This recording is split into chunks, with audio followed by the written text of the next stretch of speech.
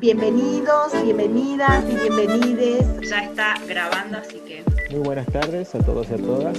Muchas gracias por participar de esta propuesta. Del ciclo de conferencias de posgrado abierto. Es un gusto siempre recibirlos acá en nuestra casa.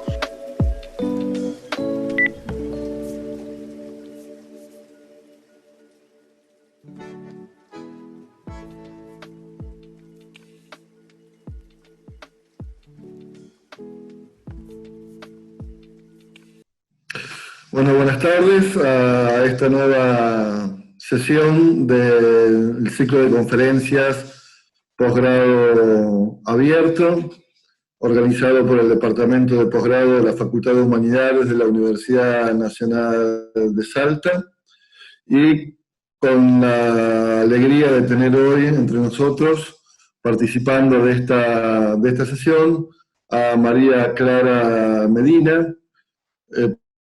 Para aquellos que no conocen a María Clara, ella es doctora en Historia. En el año 2002 defendió su tesis doctoral en Historia sobre género, etnicidad y clase social en un caso de historia agraria en los valles calchaquíes, el Pichao 1850-1910, en la Universidad de Gotemburgo, Suecia, con quien estamos coorganizando en verdad este evento, y a quien le queremos agradecer también a la Universidad de Gotemburgo su participación en esta oportunidad. En esa universidad ella se desempeña desde 2007 como profesora adjunta en el Departamento de Estudios Globales de la Facultad de Ciencias Sociales, y entre otras funciones desarrolla tareas docentes en las áreas de estudios latinoamericanos, derechos humanos y estudios globales, y es la coordinadora internacional del departamento. Su actual área de investigación y tema de publicaciones recientes son los derechos sexuales y reproductivos, movimientos feministas contemporáneos y violencia de género a partir de los estudios de la precariedad y las técnicas de dominación social. Fue elegida presidenta del CEISAL, Consejo Europeo de Investigaciones Sociales en América Latina, para el periodo 2019 y 2022, y desde este año es además la representante de la Universidad de Gotemburgo en el Consejo Directivo del NILAS, Instituto Nórdico de Estudios Latinoamericanos, con sede en Estocolmo. A María Clara, desde el departamento, le damos un agradecimiento muy especial, porque como ella bien dijo, está a las 10 de la noche en un verano feliz, en el cual podría estar bailando con sus vecinos, tal vez, y ha elegido estar con nosotros acá para compartir su trabajo. Y un agradecimiento también muy, muy especial, en este caso a Denise León y a Hernán Sosa, que fueron quienes hicieron posible este contacto con María Clara. Para no demorarnos más, cedo la palabra a María Clara y espero que todos disfrutemos de esta sesión. Muchísimas gracias por esta presentación. Buenas noches a todas y todos. Yo sé que es buenas tardes para ustedes, pero como ya lo hemos anunciado, aquí está atardeciendo como en una noche de verano. Quiere decir que el sol se va a poner en aproximadamente 2 horas, a la medianoche. Entonces, por eso va a cambiar un poco la luz y los reflejos mientras estoy en esta exposición. Asimismo, quiero, antes de empezar, darle las gracias a la UNSA por esta invitación, ya que forma parte de una de las primeras actividades, digamos, no relacionadas al intercambio docente y estudiantil, de nuestro convenio, del convenio de cooperación que hemos firmado entre ambas instituciones, entre el Departamento de Estudios Globales, que yo represento, y la Facultad de Humanidades de la Universidad Nacional de Salta. Esta es una iniciativa que partió de la doctora Denise León y que es fruto también de muchos años de intercambio ya colegiado, y también de estudiantes y profesores, que hemos desarrollado anteriormente con la Universidad de Buenos Aires y con la Universidad Nacional de Tucumán. Así que en este momento estamos muy contentos, muy contentas de poder hacerlo también con la Universidad de Salta. Nos ha tocado un año difícil, porque era nuestro año inicial para implementar el intercambio, y nos toca la pandemia. Así que mis especiales gracias para la doctora Denise León y para el doctor Hernán Sosa por todo el esfuerzo que han hecho para repatriar a los estudiantes suecos durante el tema de la pandemia y otra serie de cuestiones que nos han obligado durante este momento tan especial que estamos viviendo a tomar una serie de medidas y decisiones y contradecisiones y todo. La humanidad, calidez y al mismo tiempo solidaridad colegiada de todos los colegas de la UNSA, desde los mínimos, digamos, de los profesores, absolutamente todos. Muchísimas gracias por esta cooperación, que ha tenido este inicio bastante movidito, pero que bueno, ahora podemos concretar también con esta charla que voy a dar. Para empezar, como durante la generosa presentación, me han mencionado mis campos de estudio. Yo estoy en este momento trabajando concretamente en el área de derechos humanos y mi área, soy, como se mencionó también, investigadora de género desde varias décadas atrás, y esas van a ser las perspectivas. Mi visión es al mismo tiempo de ciencias sociales y humanista, y por lo tanto mi intención ahora en esta presentación es guiarlos y guiarlas por lo que después podemos conversar cuando yo haya concretado mi presentación. Mi perspectiva también es tanto desde el sur global como desde el norte global. Nuestro posicionamiento de los estudios globales nos permite tener una visión combinada, donde estudiamos los casos locales y hacemos las proyecciones regionales y análisis globales. Así que me van a escuchar, van a ver en las imágenes que voy a presentar también, un pendular entre la consideración de casos locales, en mi caso particularmente de estudio en región andina y en la región del Caribe y Centroamérica para Naciones Unidas, y también,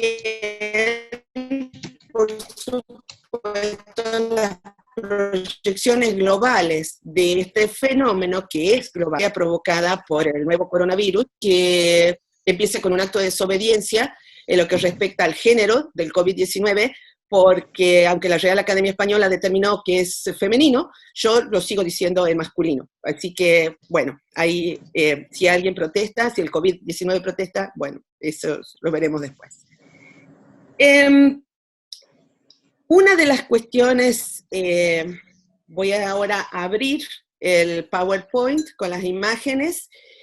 Ustedes saben que tienen al costado de su pantalla algo que se llama Speaker View en Zoom, y ahí ustedes pueden elegir si quieren ver solo el PowerPoint, si quieren ver el PowerPoint y todos los participantes, o si quieren ver el PowerPoint, llamen como prefieren, y pueden cambiarlo durante la presentación también. Voy a compartir ahora la imagen con la pantalla, con ustedes.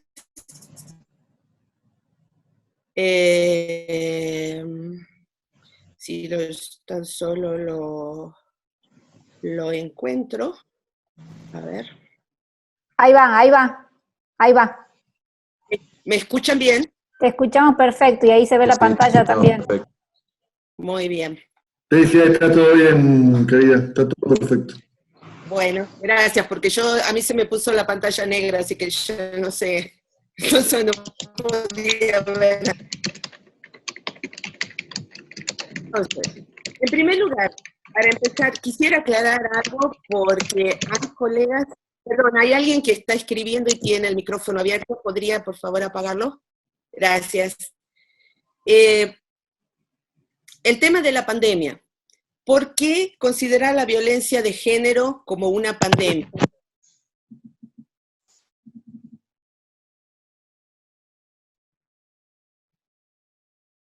Al fenómeno de violencia de género como una pandemia, ya que supuestamente tiene otras características, como un fenómeno social muy diferente a una fisiológico-sanitaria, como sería la del COVID-19 ahora. Para empezar con esta presentación, yo les tengo que aclarar que esta es una historia no feliz.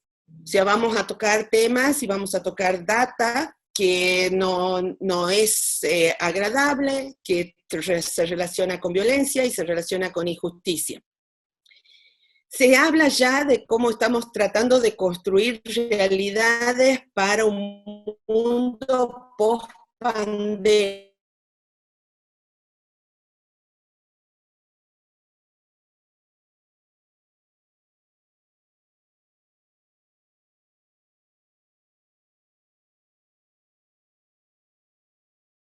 No demasiado lejos, que salgamos de esto lo antes posible. Como les digo,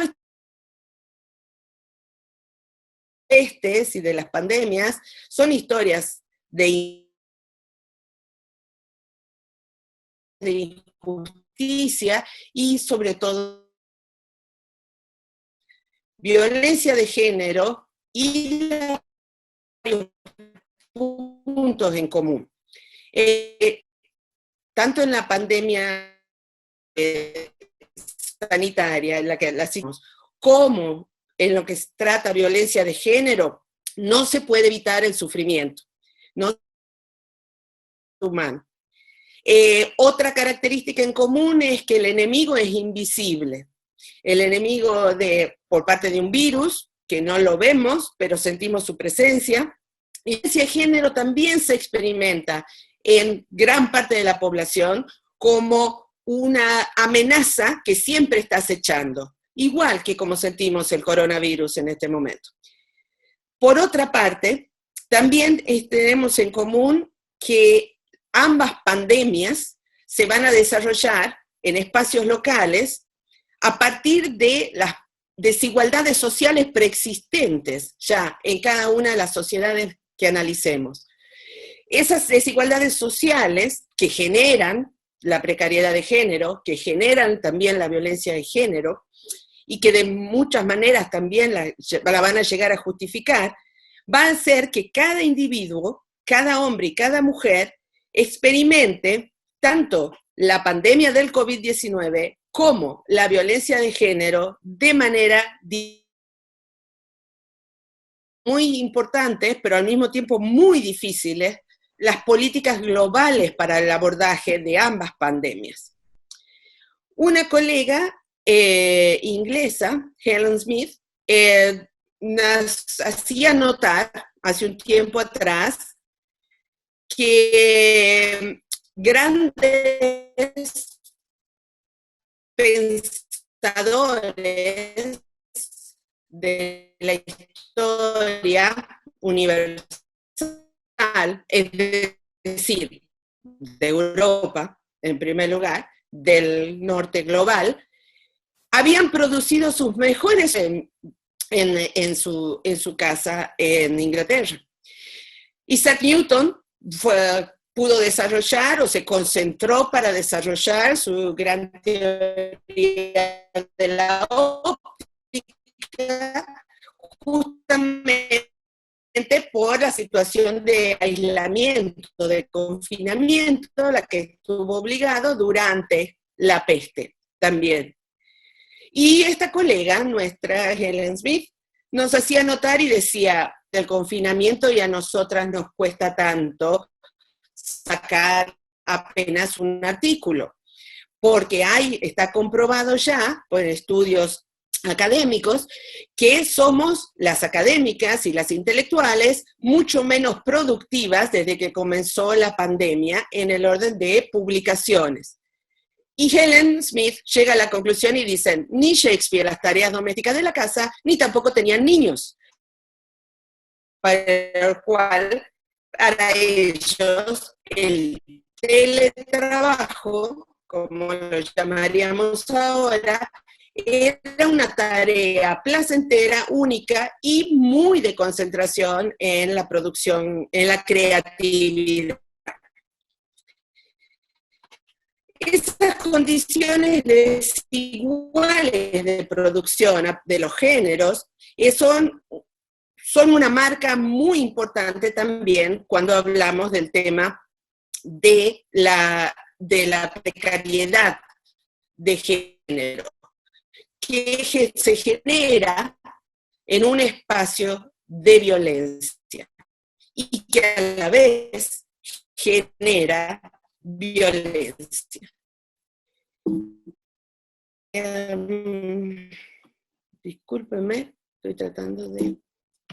Esa desigualdad social que está percibida, violencia social, ha sido estudiada desde distintos puntos de vista como resultado de políticas de Estado.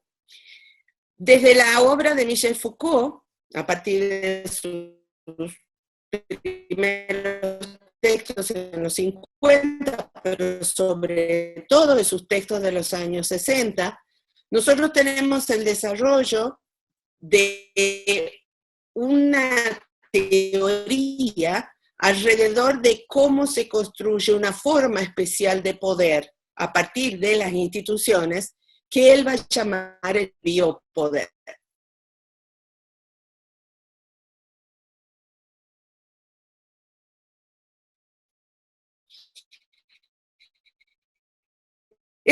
Este biopoder, para Foucault, implica el poder estatal o el poder más decidir quién vive y quién muere, lo que más adelante él mismo llamaría biopolítica. Era un elemento que estaba cargado de positividad cuando él estudiaba las sociedades liberales, ante todo, y que estaba cargada, era imprescindible para que se pudiera. Nosotros varios filósofos han hecho hincapié que para Foucault tenían ese carácter positivo de la intención en su formulación, aunque no en su consecuencia.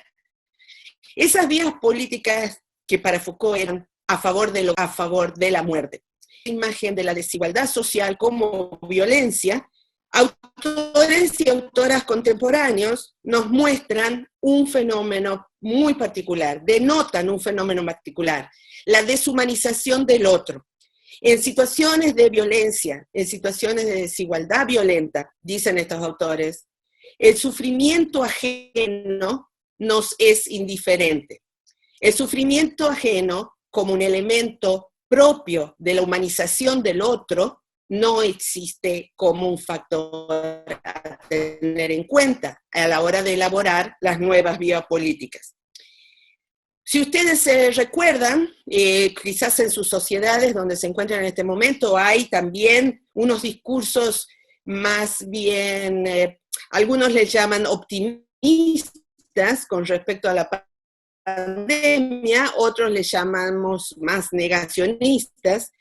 En la sociedad donde yo vivo, que es la sociedad suecia, el negacionismo de las consecuencias de la pandemia y de lo terrible de esta situación, es una negación muy, muy marcada a nivel social. El sufrimiento ajeno no se considera como un factor a tener en cuenta. La cantidad de víctimas mortales del COVID-19 se toman con una liviandad estadística muy, muy alarmante. No se tiene en cuenta a los otros fallecidos. No son algo que pasa, por lo tanto, disculpe, por lo tanto, el sufrimiento que implica una víctima mortal de una epidemia, como son las pandemias, si les recuerdo que en Suecia estamos llegando a los 5.500 muertos, con una población. Por lo tanto, ese es no solo para el enfermo, la enferma en sí, sino para todo el contexto social. Ese demasiado ajeno, es extraño, es afuera de mí y por lo tanto no forma parte de mi realidad. Por lo tanto, yo puedo hacer una fiesta e invitar a mis amigos y celebrar como si no estuviéramos en medio de semejante catástrofe. En presentaciones anteriores yo había remarcado que habíamos pasado, yo sigo la línea de un filósofo de Camerún, Achille Mbembe, que presenta esta transición que según él hemos hecho. Él dice, Foucault no pensó esto que estamos pensando ahora. El biopoder no desarrolló las características a una biopolítica. Llegó a experimentar la transición de la sociedad liberal a la sociedad neoliberal francesa. Lo que Mbembe dice, que el dejar hacer liberal se ha transformado en el dejar morir neoliberal. Y eso lo vemos en políticas de salud pública, incluso previas a las pandemias. Estados que cierran ministerios de salud o que los ponen, les quitan categoría, la falta de presupuesto para la investigación en temas de salud pública, en temas epidemiológicos principalmente, el dejar sin presupuesto a la salud pública, el desmantelamiento de los hospitales públicos, el desmantelamiento de los sistemas de vacunación, el desmantelamiento de todo el sistema público de cuidado de la salud de todas y todos.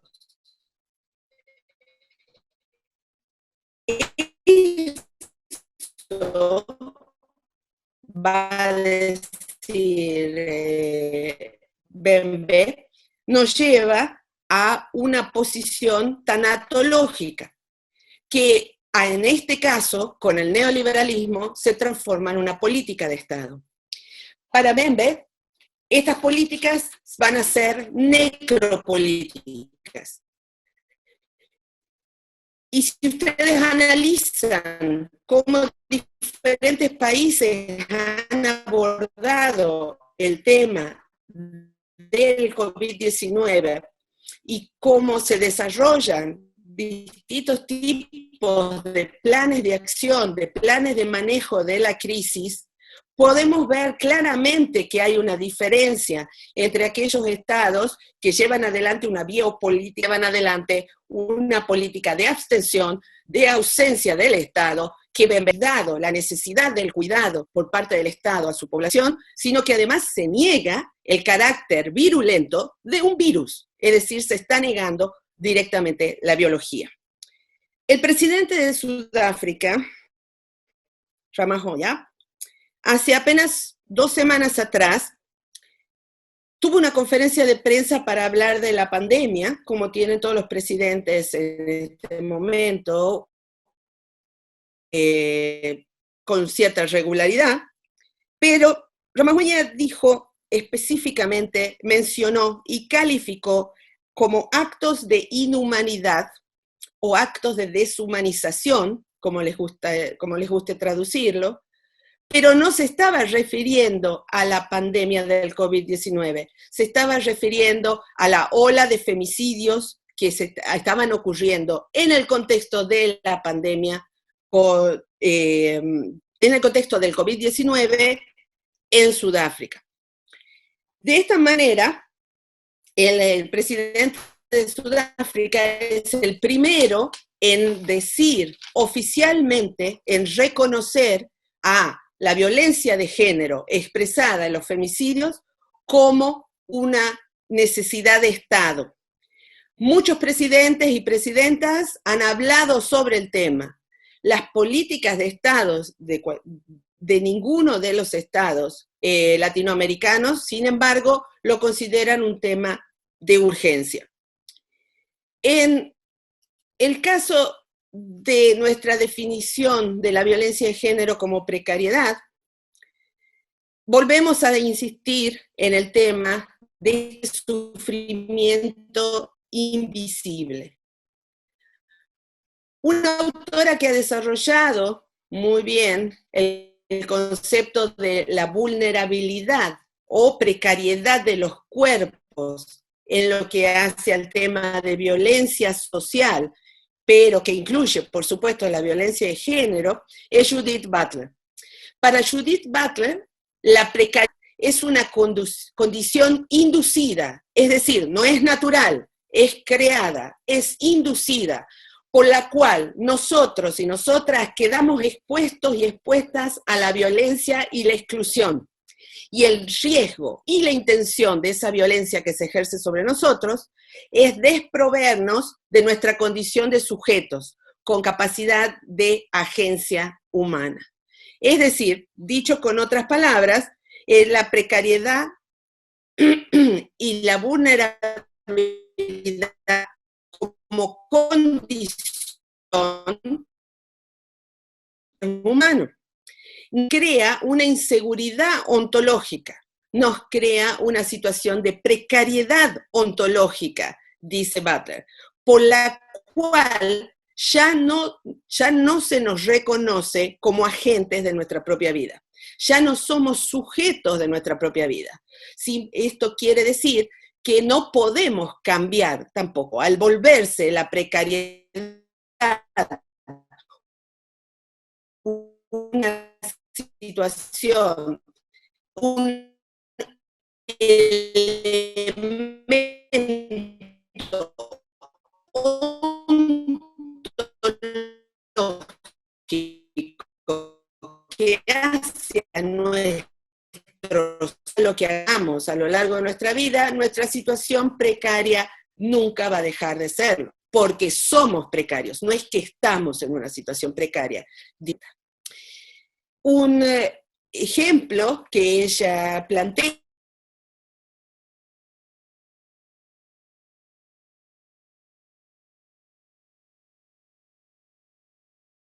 cotidiana y socialmente a la violencia en sus múltiples formas, tanto la que viene del Estado como la que viene de resistencia ni de reacción, porque no tiene sentido, ya que no puedo cambiar mi propia condición, mi propia identidad ontológica como sujeto precario. Por lo tanto, si yo nazco pobre, no importa lo que yo haga, no voy a dejar nunca esa condición, porque siempre voy a ser pobre. Si ustedes recuerdan las palabras de algunos ministros y de algunas gobernadoras diciendo que la universidad no es para los pobres, la educación sí, tenés que resignarte a seguir siendo pobre.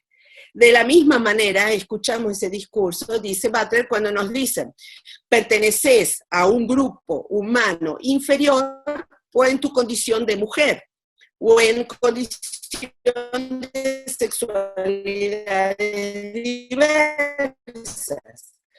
Por lo tanto, no importa lo que hagas y cuánto luches, nunca vas a poder. Sos, no es que te atribuimos esto, sino que sos directamente un sujeto precario. Y eso no puede cambiar con acciones. Por lo tanto, para Judith Butler, el hecho de hacer resistencia a este tipo de situación injusta y resistencia a la violencia forma parte también de una biopolítica de negación de nuestro derecho a la resistencia, de negación de nuestro derecho a la manifestación pública de rechazo a esa violencia que se ejerce contra nosotros.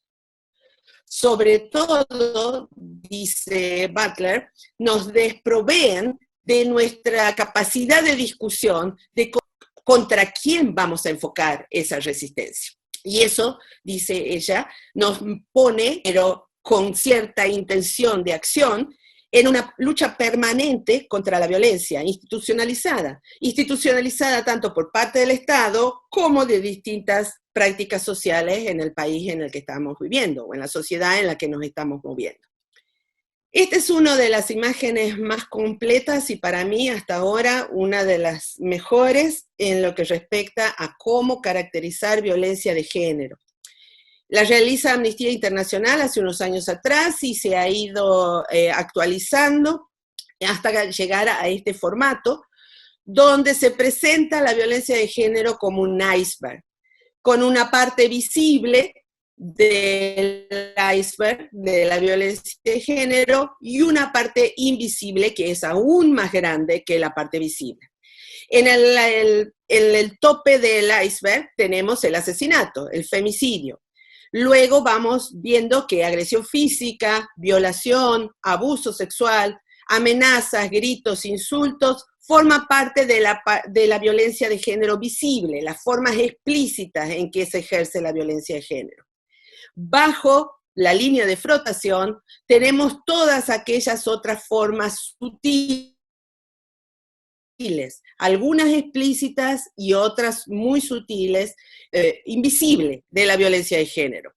Si ustedes ven en la imagen, en la parte más baja del iceberg, tenemos elementos y actitudes y estereotipos y también conductas que son muy comunes en nuestra vida cotidiana.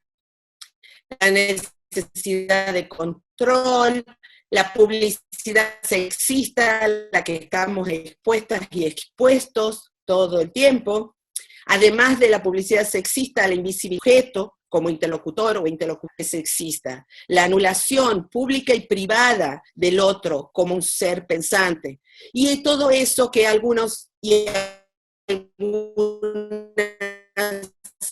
especialistas llaman micromachismo.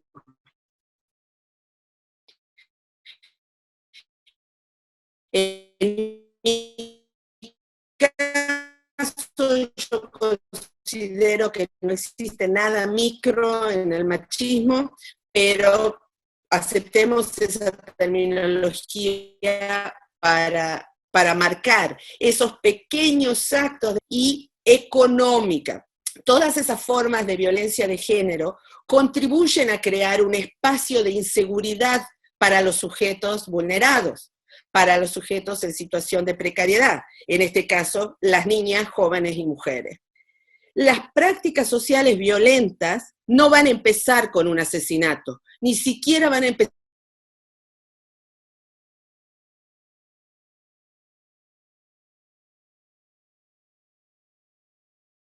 visibilización del otro. Empiezan con esos pequeños, con la aceptación acrítica de publicidades y discursos sexistas. El uso sexista del lenguaje es una de las maneras más difundidas. Por lo tanto, es importante tener bien presente que violencia de género no es solamente femicidio, sino toda esa cadena de pequeños, de micromachismos y de conductas micromachistas que reproducimos acríticamente todos los días y que pueden llevar a un acto tan violento como una agresión física o un asesinato. Entonces, cuando yo voy a hablar ahora de violencia de género, a partir de ahora me voy a referir a todas estas formas de expresión, desde el femicidio hasta el insulto gratuito o el sexismo callejero o cotidiano o familiar desde el punto de vista verbal.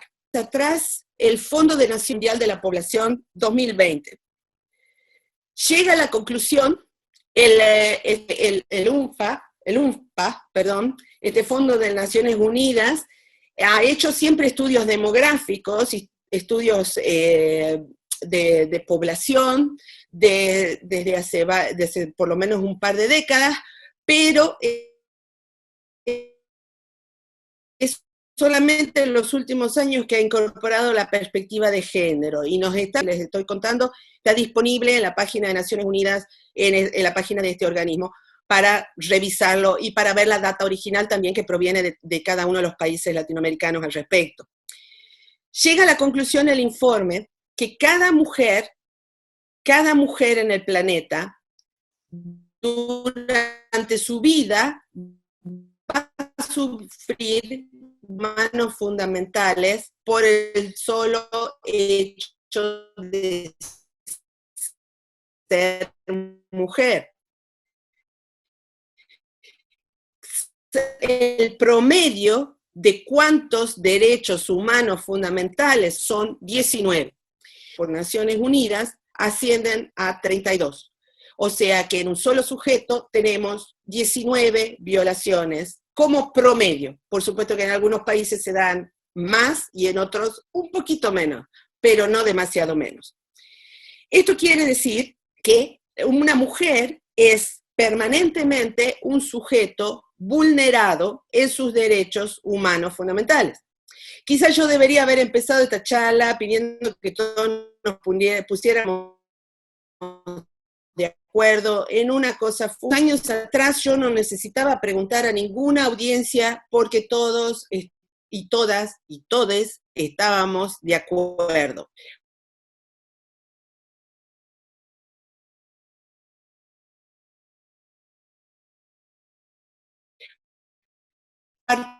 Partíamos de dos principios básicos, que ahora yo tengo que preguntar a las audiencias, que si no están de acuerdo, les pido que se retiren de la conferencia, porque las dos cuestiones básicas son la igualdad de todas las personas, que todos nacemos en situaciones diferentes, pero que somos portadores y portadoras de los mismos derechos.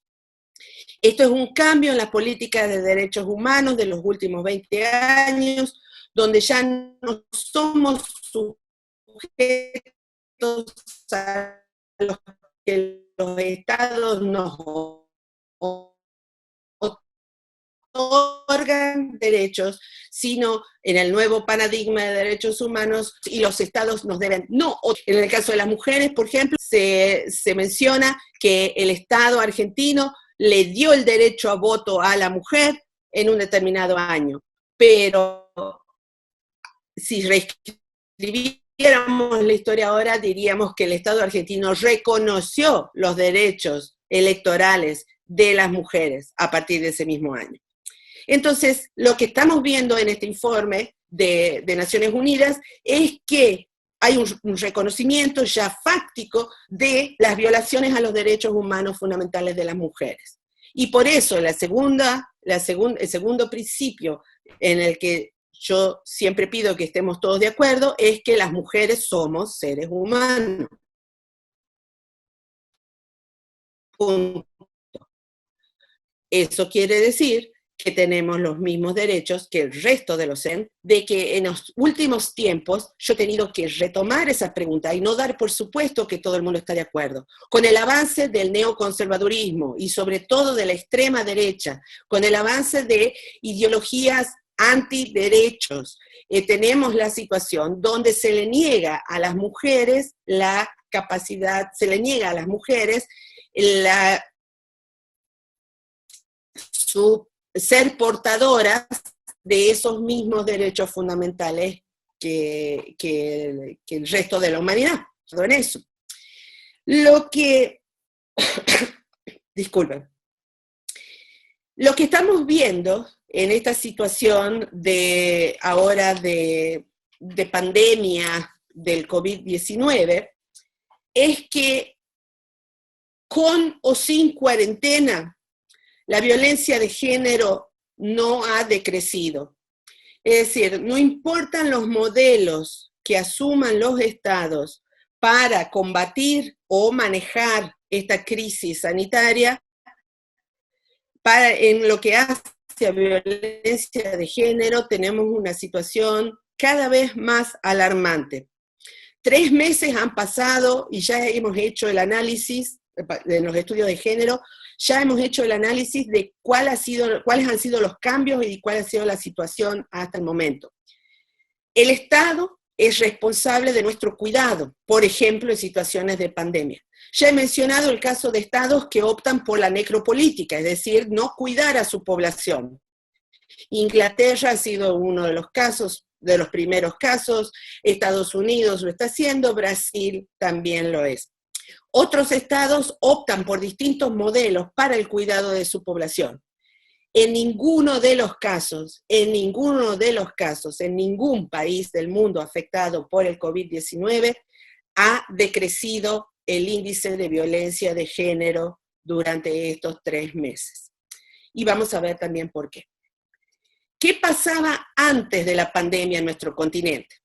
En nuestro continente, según el informe también de Naciones Unidas, de UNIFEM, para 2017-2018, el informe 2018-2020 todavía está en elaboración y está en reelaboración justamente por el tema de la pandemia del COVID-19.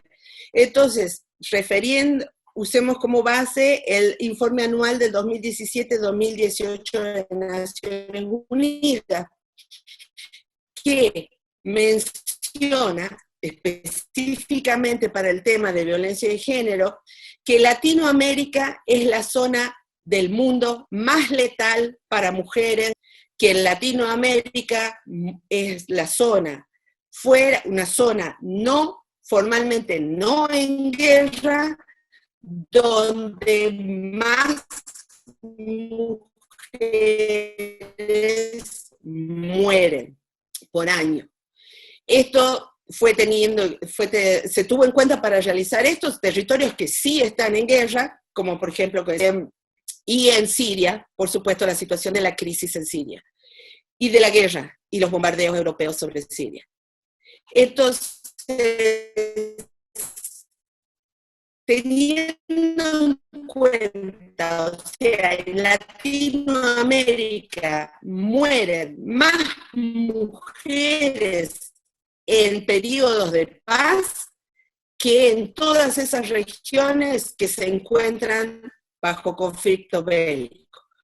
Por lo tanto, se puede decir tranquilamente, aunque desesperadamente también, que Latinoamérica es la zona más letal para mujeres. No es una zona para mujeres. Muestra Naciones Unidas, la firma por los convenios firmados con Naciones Unidas, pero ni México ni Colombia enviaron información al respecto. Por lo tanto, la data de 9 mujeres asesinadas por día en la región como consecuencia de violencia machista no incluye México y Colombia. Podemos imaginar por las cifras que los estudios sombra que hacen organizaciones de México y Colombia, por lo cual al incluir esa información, que no es, repito, la oficial enviada por los estados para Naciones Unidas, la cantidad de mujeres asesinadas por día se eleva a 12 en toda la región. Y constata este informe que el femicidio es en América Latina una constante ya en documentos coloniales, de todas las zonas del continente. Ya se verifican ejemplos de violencia de género y ejemplos de femicidio concreto en las crónicas del momento de la conquista. Por supuesto, también esto se reproduce en crónica, literatura, prensa del siglo XIX y después de todo el periodo independiente para todo el continente, incluyendo el Caribe. También se encuentra, dice el informe, se encuentran señales, indicios e incluso información acerca de femicidios en los relatos orales que son ancestrales de pueblos originarios en América Latina. Con lo cual podemos ver que la violencia patriarcal, la cometida, o sea, concretada, materializada en la figura del femicidio, ha sido y es una constante histórica en nuestro continente. Esto quiere decir que los femicidios se han repetido, que los femicidios, tradición de las prácticas sociales de nuestras sociedades. También quiere decir, y aquí entro yo con mi visión de historiadora, cuando un fenómeno es construido socialmente, quiere decir que se puede desconstruir también, y que también se puede superar de alguna manera. Todos quienes y todas que trabajamos con el tema de violencia de género, lo hacemos a partir de, por una parte, de la esperanza, pero también el convencimiento de que el cambio social es posible y que podemos generar una sociedad por lo menos menos violenta contra las mujeres, sino para nuestra generación, para las generaciones por venir. Esto es un proceso de cambio lento para que atar estas estructuras sociales tan profundas y tan consolidadas, que tienen cientos y cientos y quizás miles de años en nuestro continente de práctica, y que por lo tanto puede llevar la misma cantidad de tiempo el desarmarlas. A pesar de esta situación, dice el informe, y lo remarco yo aquí, ningún país latinoamericano ha declarado la emergencia nacional por el femicidio que se comete contra sus mujeres.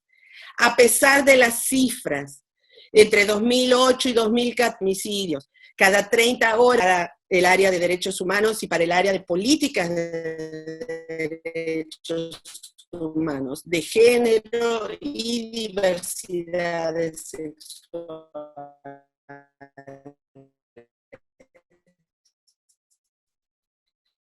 Y diversidades de género. Pero sin embargo, ningún país sabe esta situación, es un genocidio, el femicidio, dice la definición de Naciones Unidas. Es el genocidio de las mujeres. Y en América Latina no hay ningún país que haya declarado política de emergencia contra esa pandemia, la pandemia de la violencia, que como les digo, no es coyuntural, es estructural y está enraigada en las prácticas sociales, desde el hasta el asesinato de mujeres en nuestras sociedades. Si lo comparamos con las reacciones de los estados ante la presencia del nuevo coronavirus, hace 3 meses atrás, hace 4 meses atrás, cuando ya se empezaba a sentir que estaba en nuestras sociedades, a nuestras ciudades, muchos de los países latinoamericanos, creo que solamente hay 2 ejemplos, Ecuador y Brasil, que son los que reaccionan mucho más tarde. Los países latinoamericanos y del Caribe reaccionan con una rapidez propia de la amenaza real. Es muy importante entender que la amenaza real del nuevo coronavirus obliga a los países incluso antes de que se produzcan las víctimas fatales. Por otra parte, les recuerdo lo que están leyendo acá. En América Latina tenemos un genocidio de mujeres, una ola de femicidios estructuralmente, históricamente consolidada en nuestras sociedades. Misma reacción por parte de gobiernos o de estados. Lo que podemos hacer después para la discusión es por qué y cómo se puede generar esto. En las políticas de cuidado que vemos nacional, la situación es muy clara y los movimientos feministas y los movimientos de lucha contra la violencia de género en nuestros países lo dicen con todas las letras. Vivas nos queremos. Estas no son políticas de cuidado. Los estados nos descuidan, los estados nos exponen a esta violencia, nos dejan completamente desprotegidas. Un poco lo que Bolsonaro está haciendo en Brasil con su población, estados lo hacen con respecto a su población femenina. Quiero aclarar, y esto es una nota de pie de página, debería haberlo dicho al comenzar. Cuando yo hablo de mujeres, por supuesto, incluyo a las niñas, jóvenes y mujeres trans en el término mujeres. En el informe, volvemos al informe de Naciones Unidas, que nos da esta data fresca sobre esta pandemia dentro de la pandemia. Lo que nos menciona y llegan a la conclusión son las demógrafas y demógrafos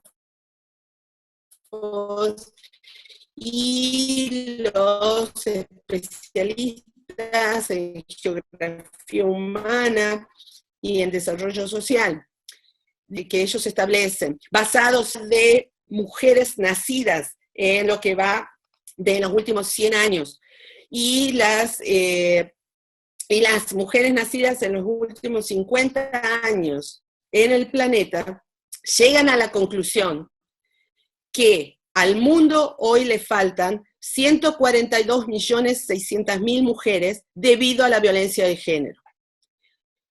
Si ustedes piensan el volumen de esa cantidad de vidas humanas perdidas por la violencia de género, se dan cuenta de la proyección, de la dimensión tremenda que tiene a nivel económico y también a nivel social, sin tener en cuenta, no nos pongamos a hablar de la cuestión humanitaria ni de los derechos humanos, hablemos de términos liberales económicos y socioeconómicos.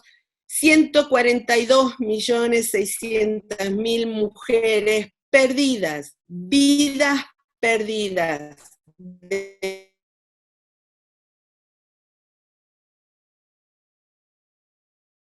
debidas a la violencia de género.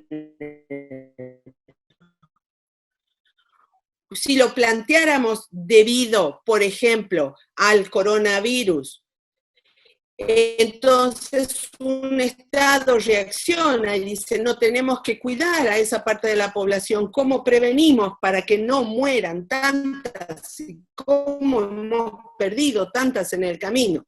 Sin embargo, asesinadas y perdidas para la humanidad por la violencia de género como consecuencia de la violencia de género ejercida contra ellas, por el hecho de ser mujeres, vemos que no hay reacción estatal, ni inmediata, ni completa, ni estructural, ni que no aborda multidimensionalmente el problema en ningún país del continente latinoamericano.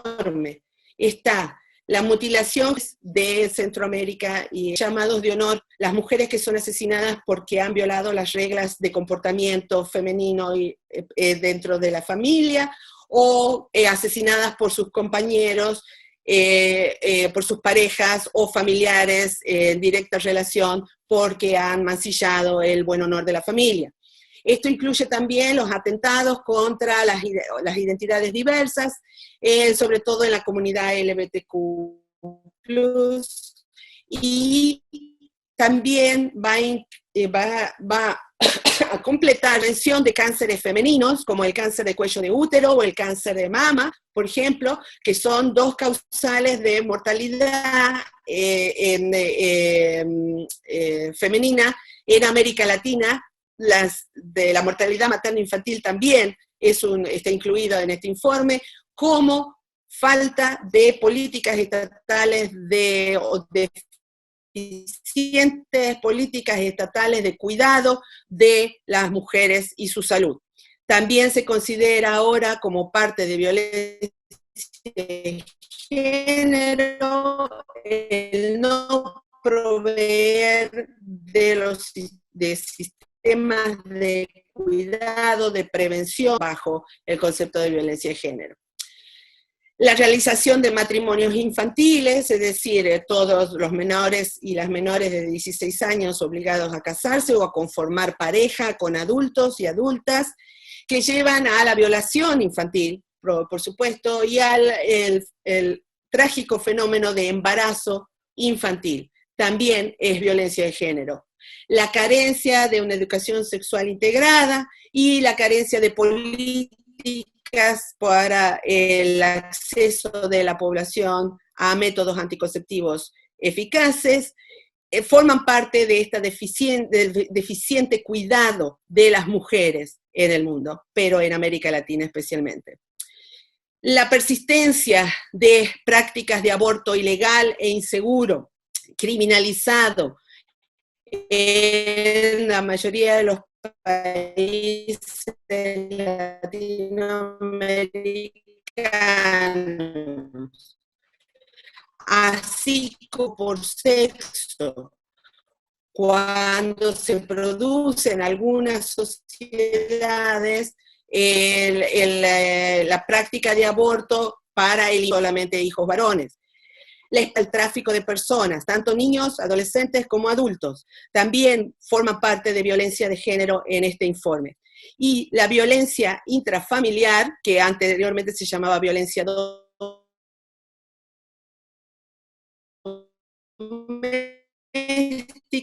que es el espacio de confinamiento obligatorio durante esta pandemia del COVID-19. Finalmente, femicidio y transfemicidio como los fenómenos de asesinato de las mujeres por su condición de mujer. Que dice el informe del Fondo de Naciones Unidas para la Población Global que todas estas formas de violencia de género se combinan, y se combinan particularmente en América Latina para sostener esta situación de un genocidio de mujeres constante que en otros estudios se analizan como pérdidas económicas, pérdida de mano de obra, el costo social que tiene para el Estado, los huérfanos que quedan, los niños y niñas huérfanos que quedan cuando las madres son asesinadas, los costos para el Estado en cuanto a otro tipo de políticas de prevención, etc. ¿Qué pasa durante la pandemia? ¿Qué pasó durante la pandemia? Hasta ahora hemos venido hablando hasta el momento de la pandemia. Durante la pandemia, constatan casi todos los estudios, tanto en el norte como en el sur global, constatan los estudios que la cifra de femicidios ha aumentado o por lo menos se ha mantenido constante. La gran pregunta para cada uno de ustedes y para cada una de ustedes, ¿saben si en el país donde residen, en la región donde residen, en la ciudad donde residen, aumentó, disminuyó o se ha mantenido la cifra de femicidios en estos últimos 3 meses? Yo les puedo contar que, como mencioné anteriormente, los casos crecen, lamentablemente, en casi todas las sociedades. Algunos dicen que es por una cuestión metodológica, de que ahora también los medimos de una manera mejor, pero salvando esta discusión, tenemos que chequeando toda la base de data documental y los métodos para análisis estadístico, tenemos unos resultados muy, muy impresionantes sobre el aumento. En Argentina aumentó en estos últimos 3 meses en un 39%. Argentina tiene una política anti-COVID-19 con la aplicación de cuarentenas, de periodos de cuarentena, de confinamiento obligatorio, que se presuponía al inicio de la pandemia que eso era condición que iba a llevar a la explosión de la ocurrencia de femicidios.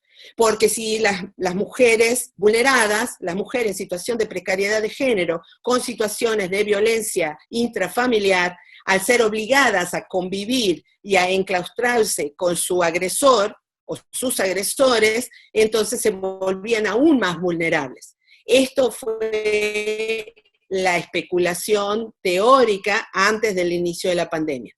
Sin embargo, las estadísticas ahora nos están mostrando que, por ejemplo, Argentina, con la población confinada en la práctica de la cuarentena, tiene un aumento del 39% de casos de femicidios en este periodo de marzo a junio de 2020, comparado con el mismo periodo de marzo a junio de 2019.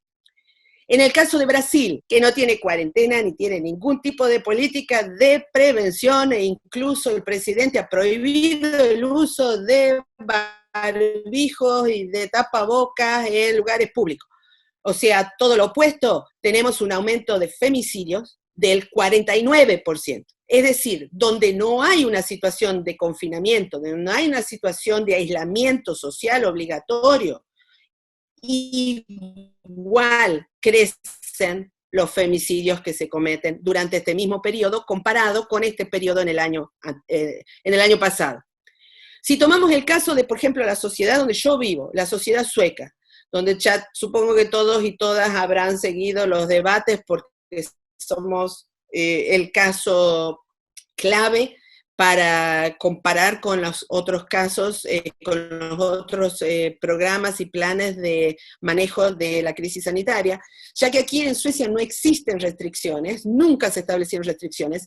El gobierno, el Estado implementó como política de cuidado solamente recomendaciones y el aislamiento solamente obligatorio en grupos de riesgo. Si eso quiere decir que no hay ni hubo, y aparentemente no habrá, una situación de aislamiento social obligatorio en Suecia. El porcentaje de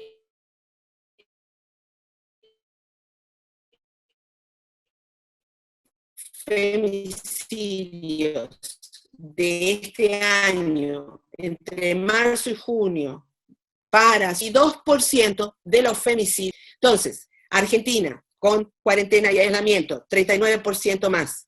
Brasil, sin ningún tipo de restricciones, 49% en el mismo continente, 49% más.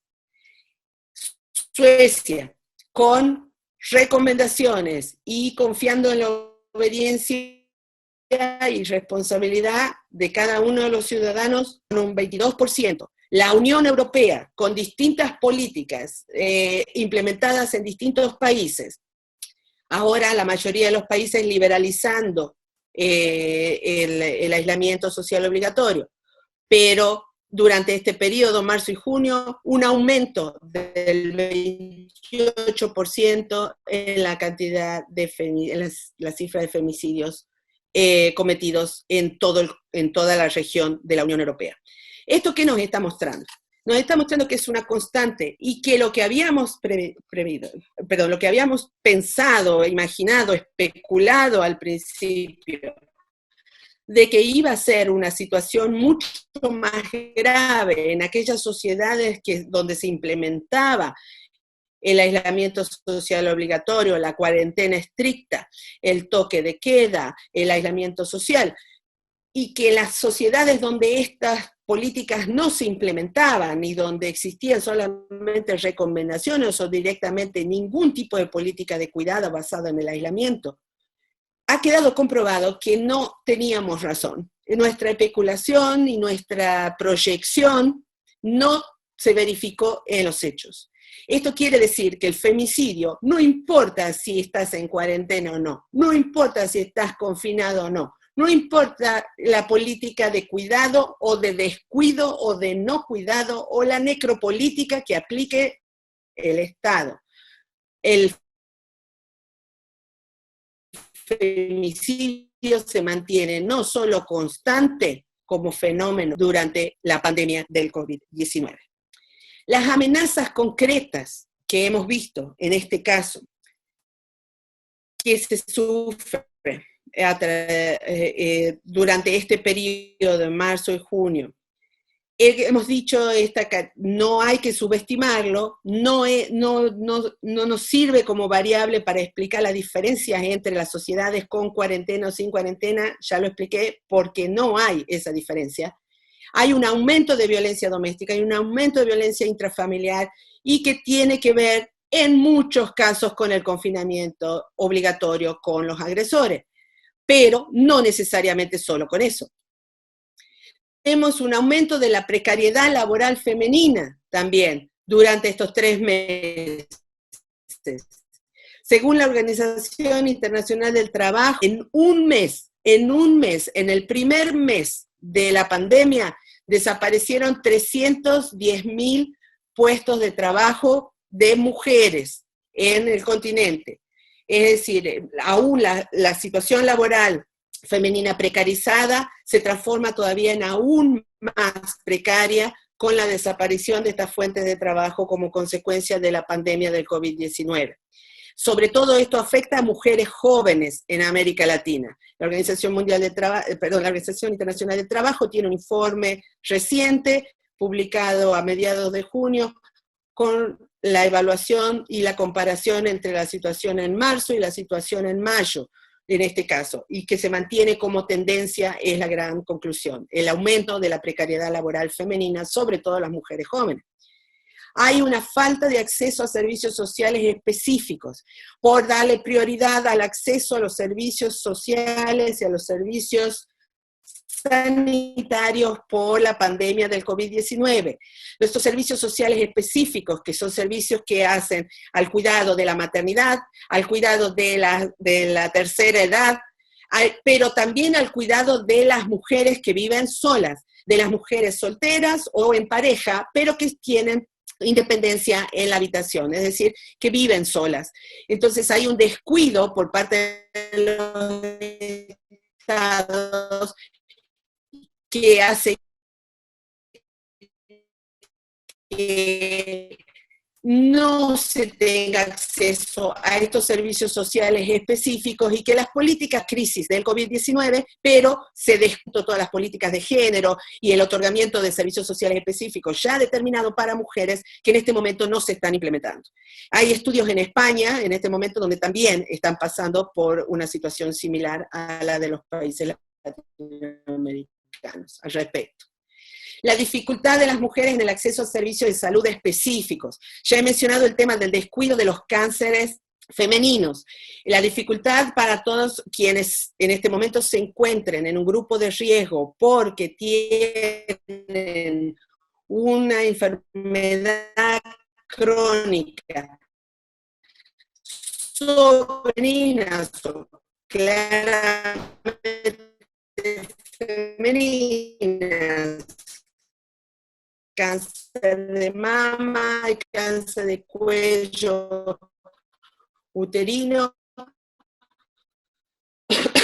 entre otros, se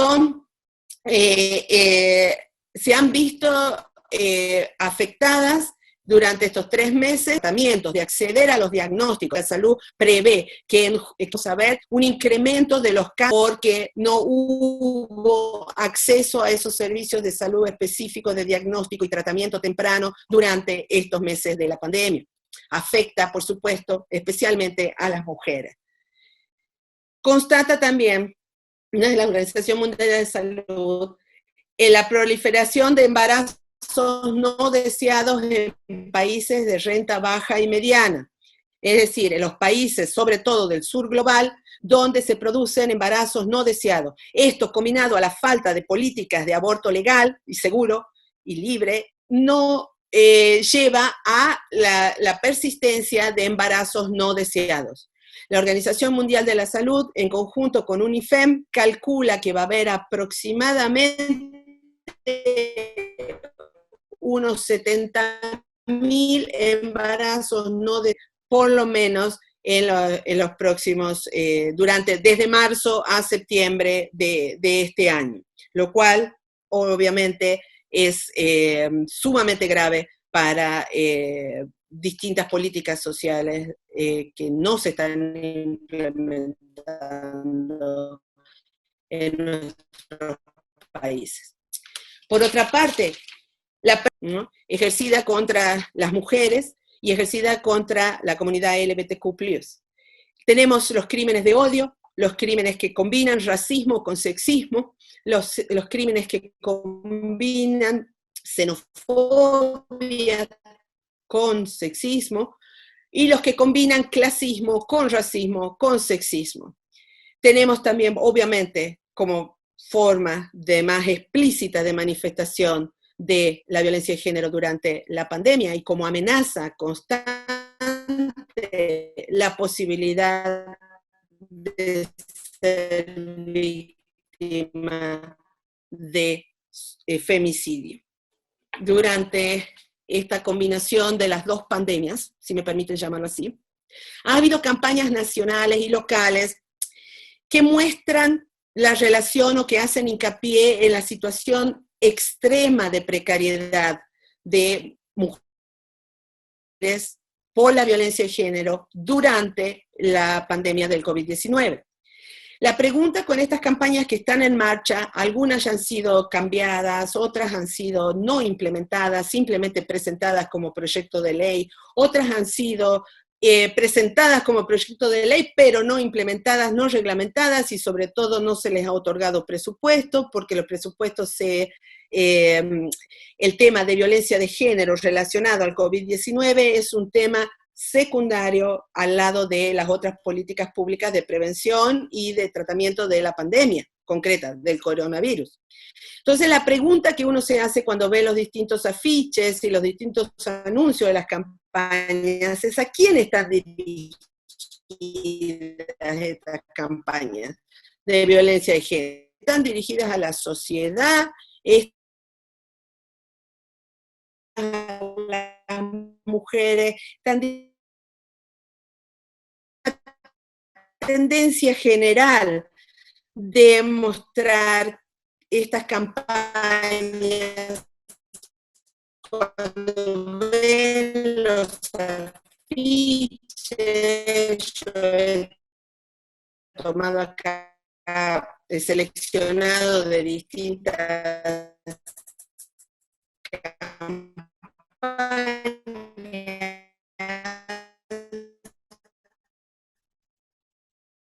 que hay en el continente.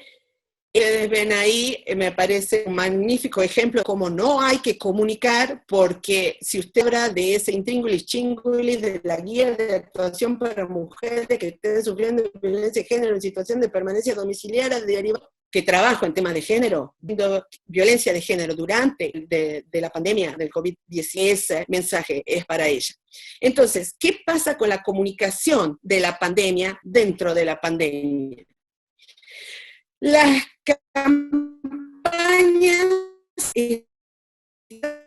dirigentes a esto considerado agentes del cuerpo. Cuando hablan los otros, no tomen distancia uno a otro, usen barbijo o máscara o como tapaboca, usen el alcohol en gel, háganse el test, etc. Nos apelan a nosotros y a nosotras como agentes de nuestro propio cuidado. Cada una de nosotros, y nos somos entonces para el Estado y para estas campañas, agentes de nuestro propio cuidado. Eso es en las campañas contra el contagio del COVID-19.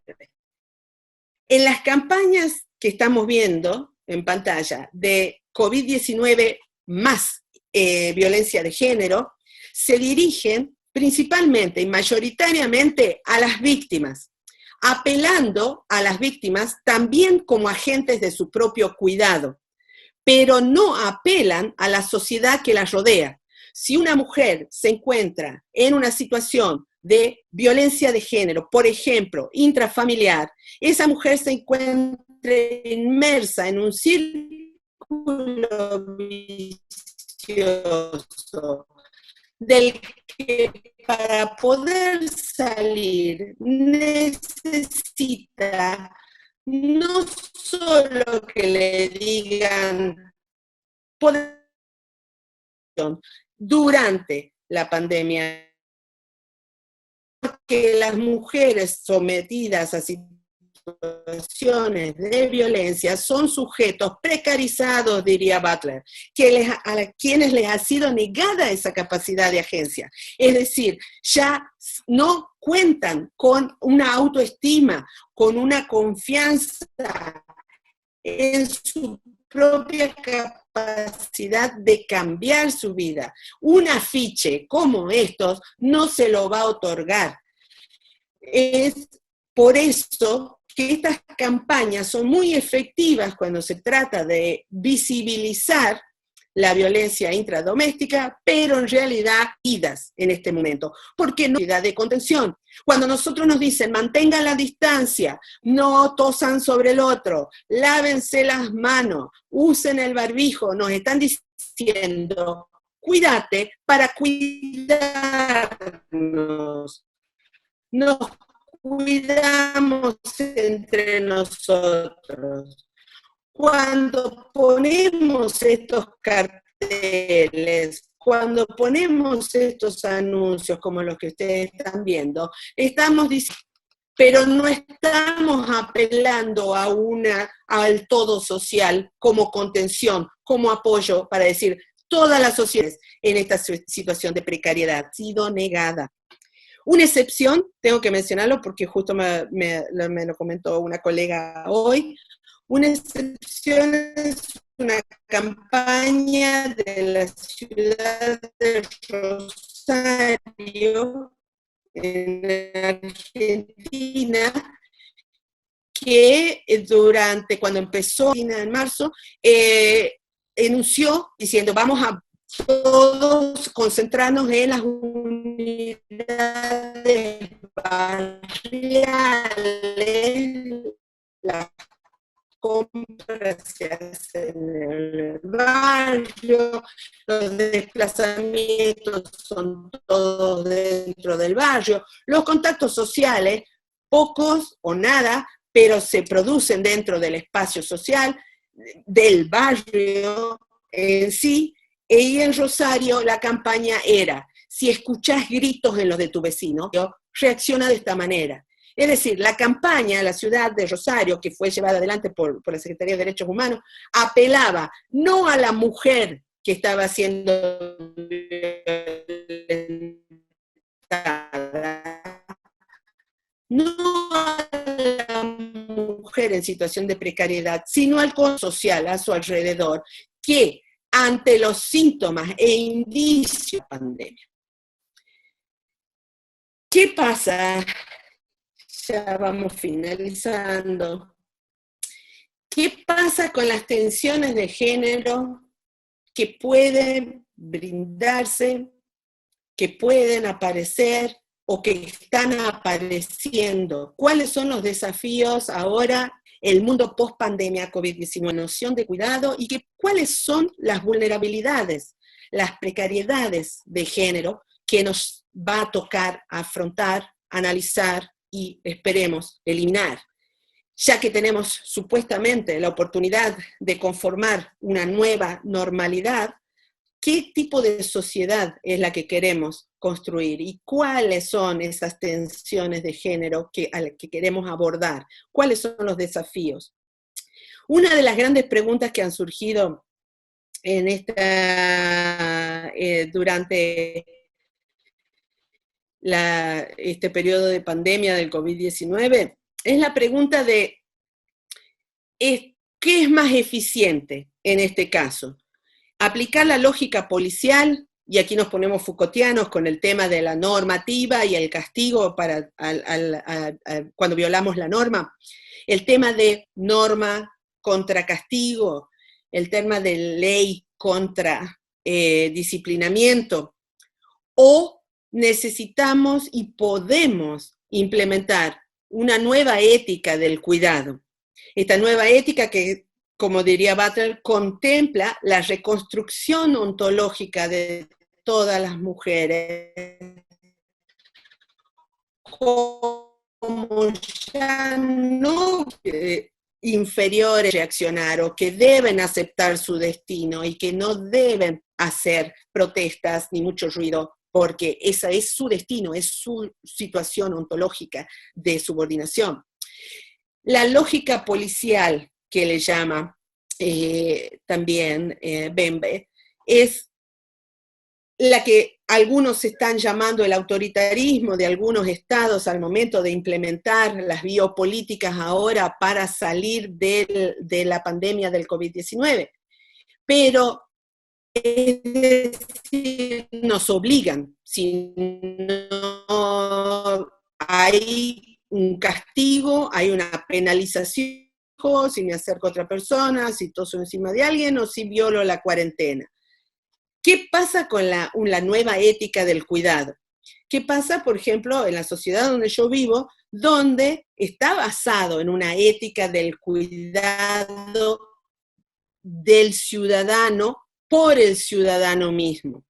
¿Qué pasa cuando vemos que no funciona y que así implementado sin demasiado análisis previo? Este es uno de los desafíos que tenemos que discutir o que vamos a discutir en un futuro no muy lejano. Al conformar la nueva normalidad, ¿cómo vamos a redefinir? ¿Es necesaria esa nueva ética del cuidado para prevenir la violencia de género? Porque ahora estamos teniendo cuando se producen los femicidios, reaccionamos cuando se produce la vulnerabilidad de ataques contra mujeres vulnerables. Se produce una reacción, pero no hay una proacción. Es los planes proactivos para la prevención y eliminación de nuestras sociedades son lamentablemente, en la mayoría de los casos, han sido enunciaciones cosméticas, de cambios cosméticos, que como les digo, los estados no le han brindado la suficiente atención, no le han dado presupuesto, y no se han implementado en su totalidad. Ahora, con el pretexto de la pandemia del COVID-19, se ha dejado, en la mayoría de los países latinoamericanos, sin ningún tipo de cuidado, redefiniendo la noción de cuidar el territorio. Esto, si ustedes han leído sobre los orígenes de esta pandemia, sobre cómo llega el coronavirus a transformarse en un peligro global, y la consecuencia de nosotros invadiendo otras especies, el territorio de otras especies, y esas especies reaccionando, y en la mezcla, y en la convivencia, y en la falta de respeto nuestro hacia el hábitat de otras especies, como consecuencia de nuestro desarrollo, nuestra noción de desarrollo capitalista global, entonces vuelve el virus que no debería haber llegado a la especie humana, llega a nosotros porque nos metimos en territorio y no respetamos las reglas de juego de la naturaleza. Entonces, ¿qué pasa a partir de ahora con los cuidados, con las políticas de cuidado y con la ética de un cuidado desde un punto de vista medioambientalista? ¿Qué pasa? ¿Es posible formular una política medioambientalista? Ojo, no estoy hablando de ecologista, estoy hablando de medioambientalista a partir de una sustentabilidad de género, donde la vulnerabilidad de la población femenina sea un factor a tener en cuenta, que en la lista de desafíos y amenazas que podrían llevar a la desaparición de nuestra especie. Es decir, de una buena vez, incluir la perspectiva de género en la discusión de la sustentabilidad, en la discusión de las políticas de cuidado, ya no de nuestra especie, sino de nuestro territorio, sea urbano, rural, o sea cultural o natural, pero también de el territorio en general. Cambios paradigmáticos, cambios de éticas y cambios de la filosofía, de la manera de abordar y hacernos preguntas con respecto a nuestro rol en todos estos fenómenos. Las nuevas normalidades, que ya hemos pasado de hablar de nueva normalidad, nuevas normalidades, que desde el punto de vista de los estudios de género nos están pareciendo demasiado similares a las viejas normalidades de discriminación de género. Esto es que, como si ustedes recuerdan, las estadísticas que yo he mencionado, no solamente la permanencia, pero también la reproducción y el aumento de casos de femicidio durante estos últimos 3 meses, no importa si es durante cuarentena o sin cuarentena, con biopolíticas de cuidado o necropolíticas.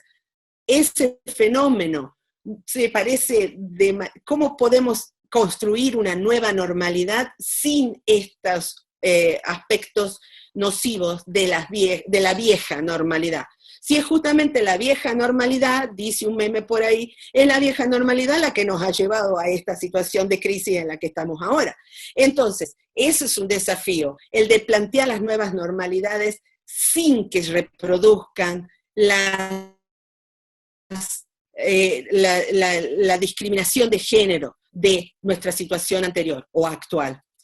Lo que lleva también a la discusión, no solo de y también como tema de violencia de género, y también como tema de la reconstrucción de identitarias, las nuevas masculinidades, como se las está denominando, que es que en la situación, ¿qué pasa con estos nuevos estudios que están mostrando que hay una actitud en la población masculina, y perdón que estoy siendo binaria en este caso, pero los estudios manejan el binarismo de lo femenino y masculino, y por eso los resultados se presentan así también. No es mi intención sostener el binarismo, pero sí presentar los resultados. ¿Qué pasa en las parejas y en los hogares heterosexuales donde la situación de convivencia permanente, obligatoria durante la cuarentena, a los hombres de la pareja compartir el cuidado, es decir, han tenido que compartir, pero está comprobado por estos estudios de que hay un 70% de la población latinoamericana, masculina latinoamericana, que por primera vez ha aprendido a cuidar equitativamente de la casa, de las tareas domésticas y de los hijos con su pareja.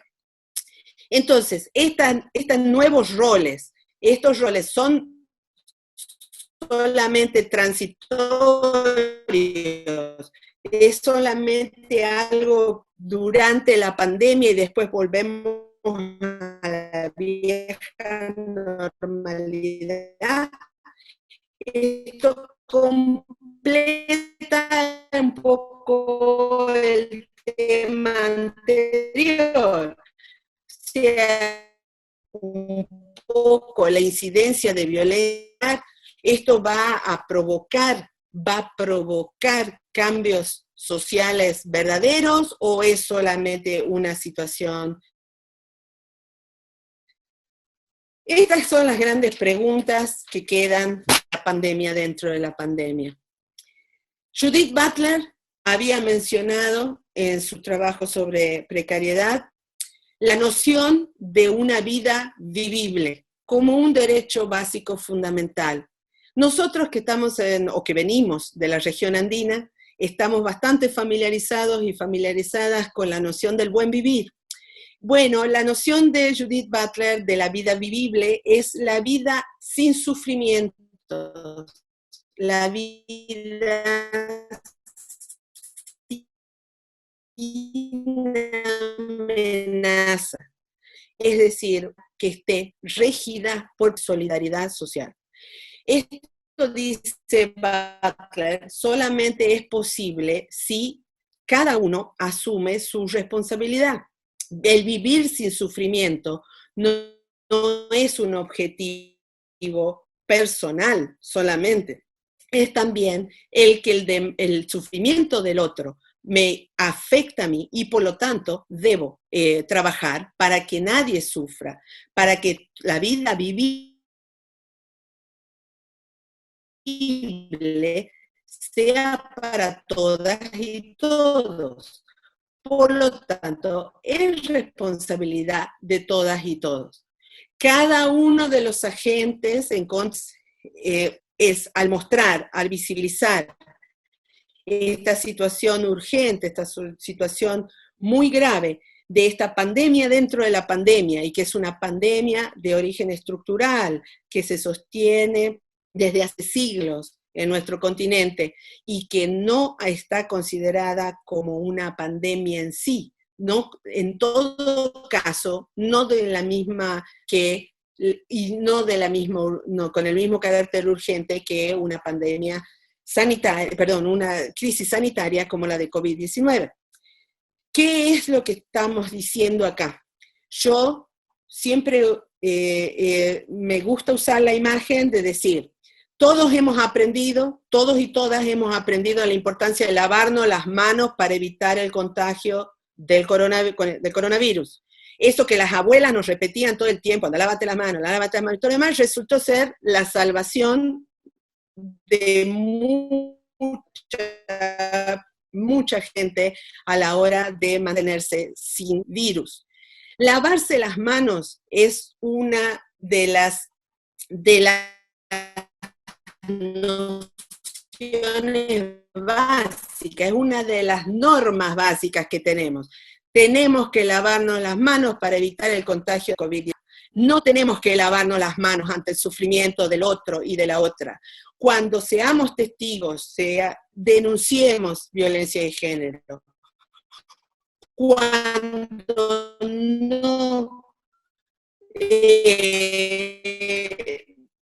si no tenemos la oportunidad de ser testigos de casos concretos, informémonos, difundamos esta situación, pidamos a nuestros gobiernos, pidamos a nuestros estados políticas de cuidado, de prevención y de erradicación de la violencia de género en todas sus formas. Por lado, rehumanizar esos sujetos deshumanizados, a ese sufrimiento ajeno, traerlo a nuestros discursos, a las prácticas y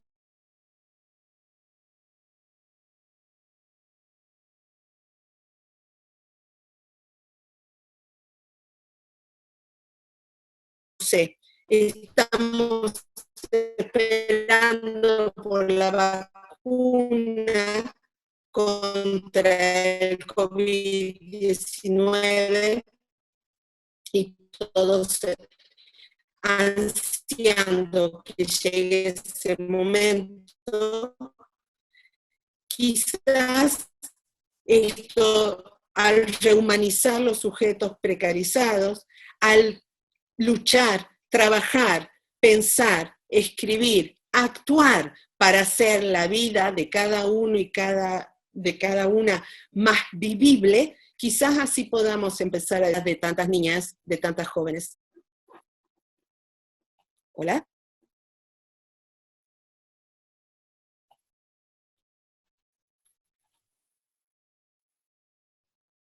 ¿Hola? Denise. Hola, hola. Sí, sí, te escucho, perfecto. Bueno, de repente fue un Sí, silencio. sí, se hizo como un silencio porque estaba profundo.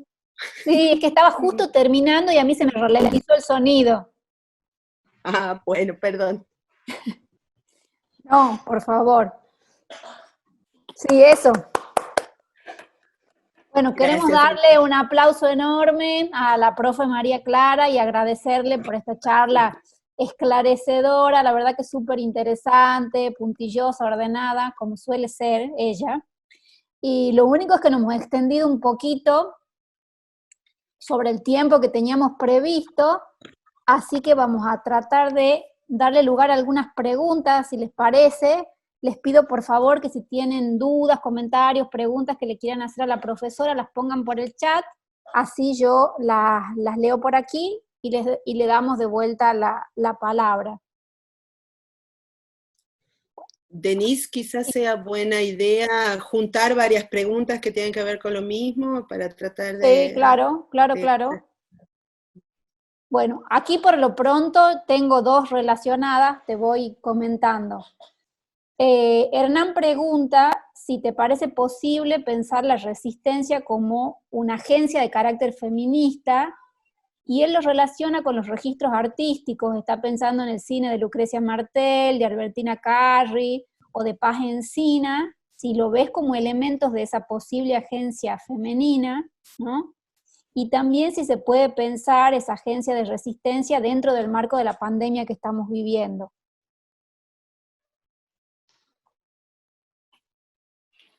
Sí. Bueno, dos cosas. Ya está ahí, esa es la pregunta. No me das más. Ok, bien. Bueno, primero, gracias Hernán por la pregunta. La respuesta más concreta es sí. Ahora la voy a desarrollar un poquitito. Sí, quiero, en primer lugar, la agencia femenina en las películas de mujeres, de directoras mujeres, en este momento en América Latina es muy explícita,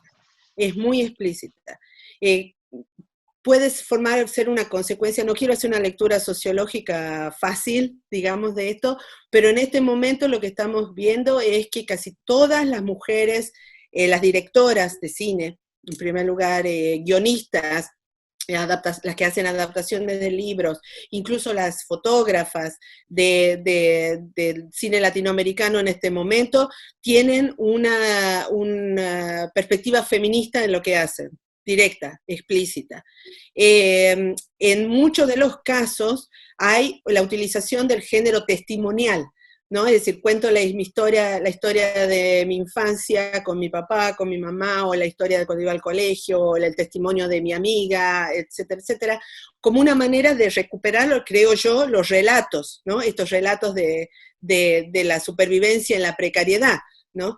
Hay sí una marca muy fuerte. Nosotros tenemos dos estudiantes, una que ya se recibió, sacó su doctorado acá en Gotemburgo, y otra que está escribiendo en este momento sobre la relevancia de la violencia de género simbólica que estas directoras, ¿no? Muestran en pequeños gestos, en lo testimonial de lo cotidiano,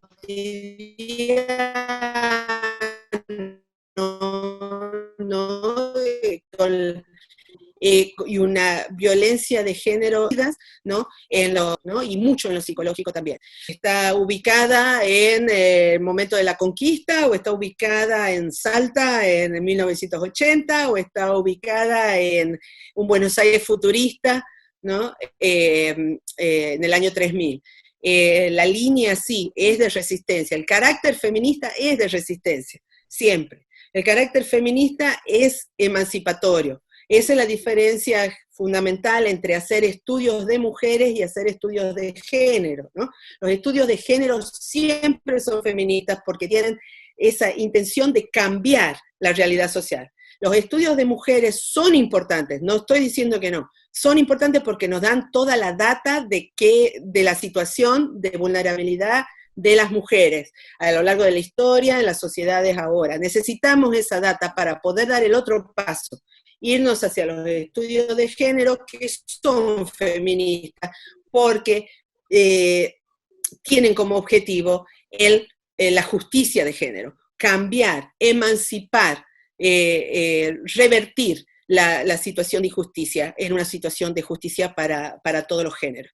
Entonces sí, el carácter de resistencia, ¿no? Y el carácter de resistencia feminista de estas autoras y realizadoras, para mí es muy notorio, muy notorio. Buenísimo, muchas gracias. Acá te preguntan también, los alumnos quieren saber si les podés dejar después alguna dirección de mail donde ellos puedan contactarte, y también si podés compartir el PowerPoint, si eso puede quedar a disposición de la gente que ha participado de la charla. Por supuesto. Sí, por supuesto. Como habíamos quedado de acuerdo, bueno, tanto el video que compartimos, digamos, los tres organizadores, bueno, la organización de la UNSA y los auspiciantes, el CEISAL, el Consejo Europeo, del que soy presidenta, y mi departamento de la Universidad de Gotemburgo, ¿no? Entonces, es material para las tres organizaciones y por supuesto sí, sí, cómo no, cómo no. Yo quería preguntar, sí, perdón. No, pero me pueden contactar más fácilmente que por mail, porque estoy de vacaciones, no estoy mirándome. Entonces me pueden contactar mucho más fácilmente por Twitter, ¿no? Es Mac Medina OK. Y si me pueden seguir por ahí también, bueno, entonces estamos en contacto. Si no, de cualquier manera, yo dejo a los organizadores en mi mail, y quizás para alguien que ya fue más proactivo o proactiva, si me googlean, llegan a mi mail profesional, sin ningún problema. Y encantada de que me envíen sus comentarios, preguntas, y que sigamos en contacto. Buenísimo. Yo quería preguntarte, vos has traído, digamos, a la mesa este concepto de precariedad que propone Butler, que es un concepto, bueno, súper rico, interesante, y vos has trabajado también durante mucho tiempo estudiando este grupo Ni Una Menos, ¿no? Estas agencias, digamos, feministas de grupo, y si podías explicar un poco qué tipo de comunidad plantea, porque Ni Una Menos plantea un tipo de comunidad femenina, pero con rasgos distintos de otras comunidades. ¿Qué característica tendría esa nueva comunidad femenina y feminista que la distingue de otras? Gracias por la pregunta. Sí, voy a dar la respuesta al día de la fecha, porque siempre cambio de idea con respecto a esto, porque todavía está en elaboración, así que esto es material con fecha de vencimiento hasta la próxima elaboración, ¿no? Para mí, el Ni Una Menos conforma una comunidad feminista y femenina, de acuerdo a la clasificación de Maxime Molineaux entre organizaciones femeninas y feministas, o sea, de lucha por los derechos de las mujeres y con perspectiva social que mencionaba antes. Ni Una Menos tiene, en primer lugar, como característica que fue no se conformó como organización formal. El punto de partida fue una convocatoria, una pseudo o semi-espontánea a partir de un Twitter de una periodista que escribió en el 2015, ya me harta tener que informar de estos casos, y era un caso de femicidio, me harta tener que informar de estos casos, no puede ser que nos sigan matando, y puso el hashtag Ni Una Menos, debería pasar por esto. Y a partir de ahí empezó la organización entre voluntaria y espontánea, ¿no?, de distintos grupos de mujeres y otras, y el Ni Una Menos está conformado por todas las mujeres que se expresan contra la violencia de género.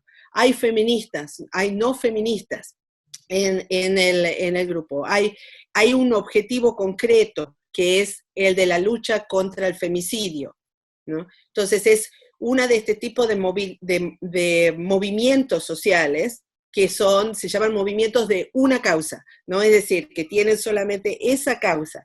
Y adentro del movimiento Ni Una Menos hay gente que es pañuelo verde, otra que es pañuelo celeste, con el tema de la legalización del aborto. Hay quienes están por el matrimonio igualitario y otros no por el matrimonio igualitario. Y ustedes me dirán que es contradictorio, y les voy a decir que sí, porque así pasa con estos movimientos que se conforman de esta manera inorgánica, diría Gramsci, ¿no? Que se van juntando alrededor de una causa, ¿no? Y esa causa es la que los engloba. Lo que pasó con el Ni Una Menos, y esta es otra de las características, es que pasó de ser un movimiento urbano local en Argentina, concretamente en Buenos Aires, a transformarse en un movimiento global.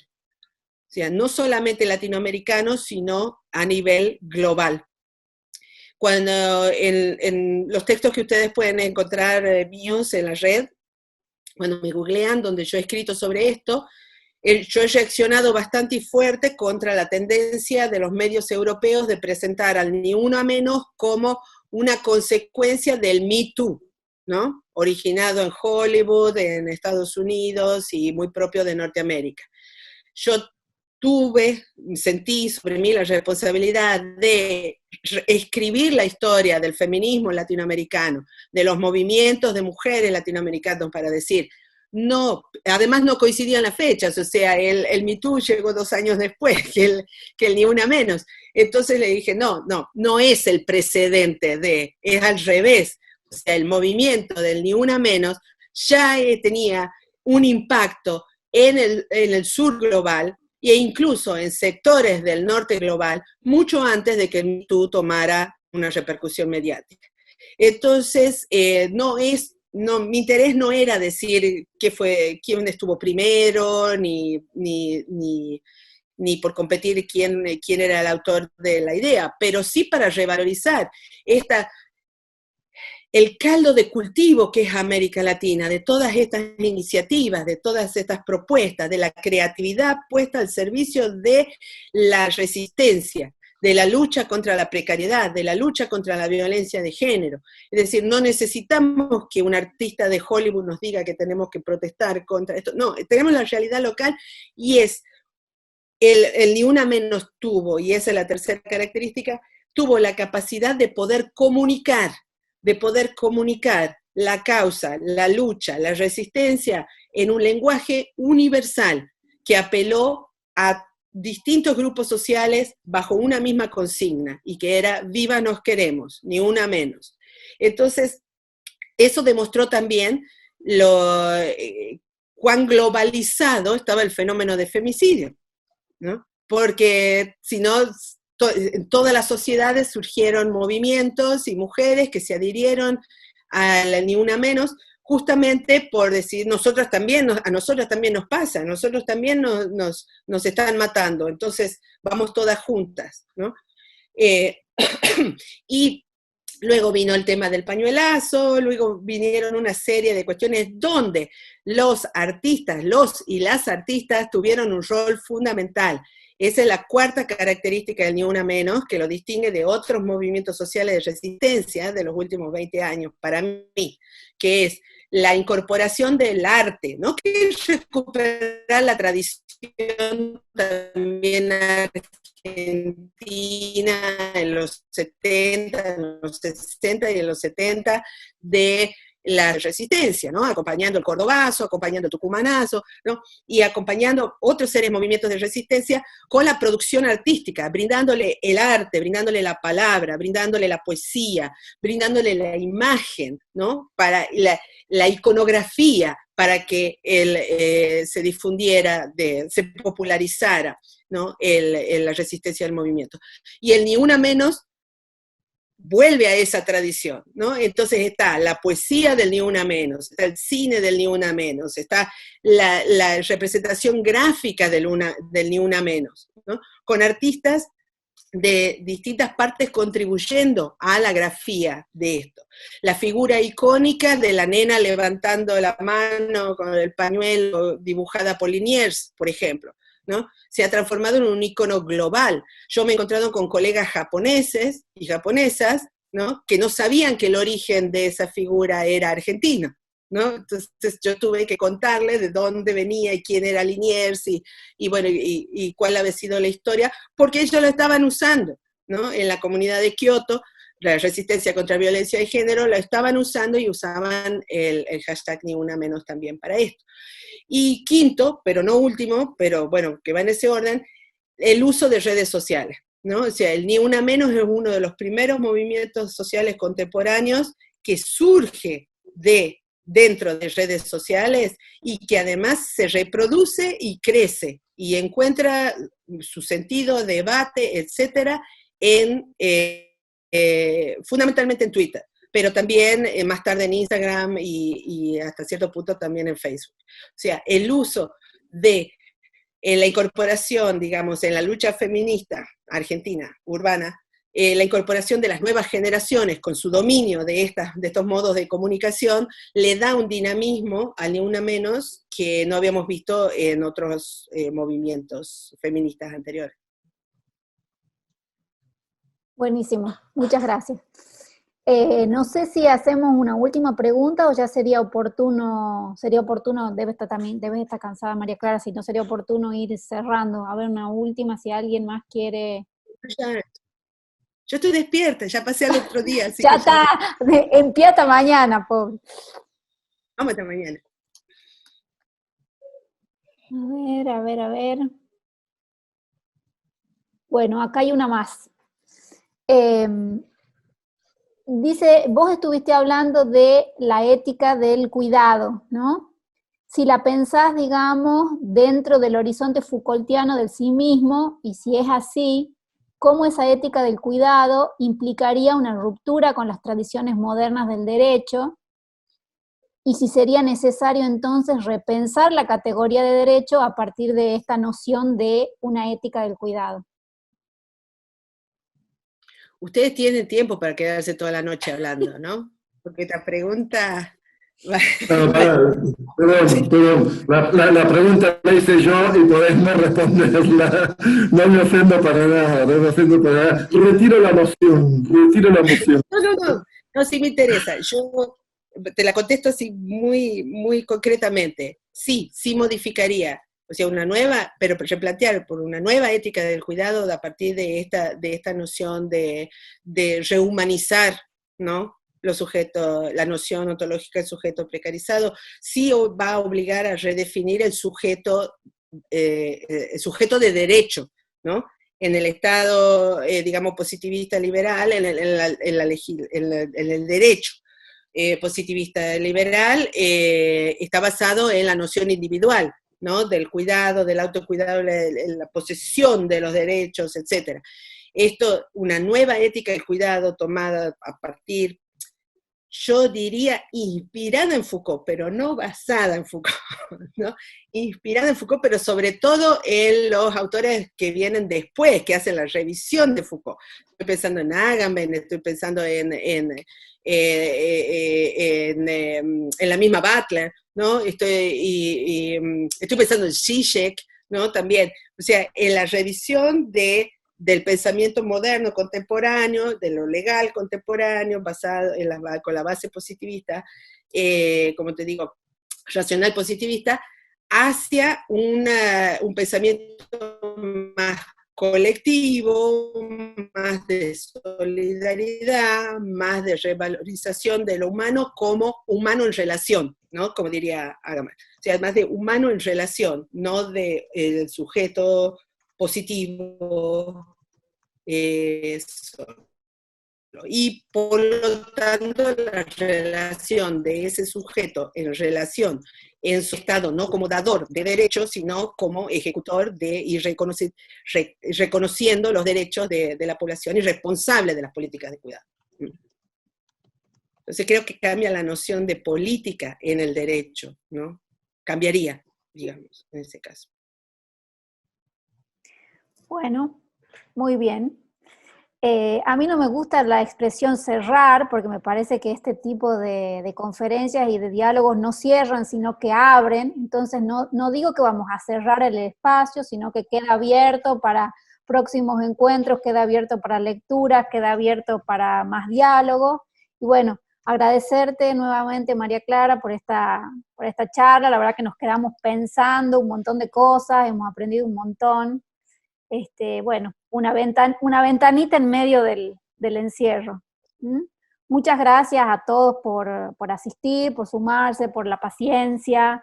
Algunos problemitas con el audio hemos tenido, así que bueno, muchas gracias a todos. Y bueno, hasta la próxima, Sera. Muchas gracias. Cuídense mucho. Eso, cuidarse.